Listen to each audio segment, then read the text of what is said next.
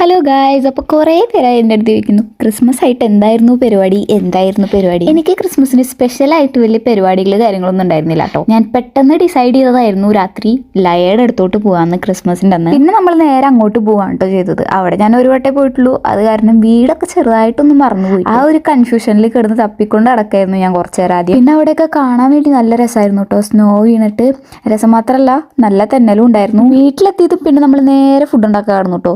ഇന്നത്തെ ക്രിസ്മസ് സ്പെഷ്യലായിട്ട് നമുക്ക് മീനായിരുന്നു കേട്ടോ ഉണ്ടായിരുന്നത്. മീൻ കറി വെക്കണോ വറക്കണോ എന്നുള്ള കൺഫ്യൂഷനിൽ കുറച്ചേരം നിന്നു. പിന്നെ വിചാരിച്ചു രണ്ടും ചെയ്യാമെന്ന് വിചാരിച്ചു. പിന്നെ മീൻ കറിയും ഉണ്ടാക്കി വറക്കും ചെയ്തു കേട്ടോ ഞങ്ങൾ. എനിക്ക് മീൻ കറി ഉണ്ടാക്കാനൊന്നും അറിയില്ല കേട്ടോ. അത് കാരണം കട്ടിംഗ് ഒക്കെ ഞാനായിരുന്നു, ആൻഡ് കുക്കിംഗ് ഒക്കെ ലയായിരുന്നു കേട്ടോ. അങ്ങനെ നമ്മുടെ കുറേ നേരത്തെ പരിശ്രമത്തിന് ശേഷം മീൻകറി റെഡി ആയിട്ടുണ്ട്. ഇത് ലയയുടെ ഫസ്റ്റ് ടൈമാണ് മീൻകറി ഉണ്ടാക്കുന്നത് എന്നാണ് കേട്ടോ അവള് പറഞ്ഞത്.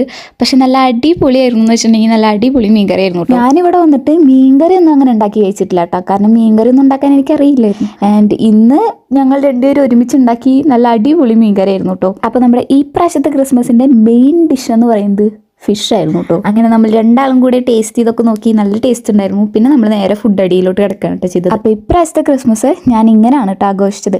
അപ്പോൾ ഇന്നത്തെ വീഡിയോ ഇത്രയോളം. ബൈ.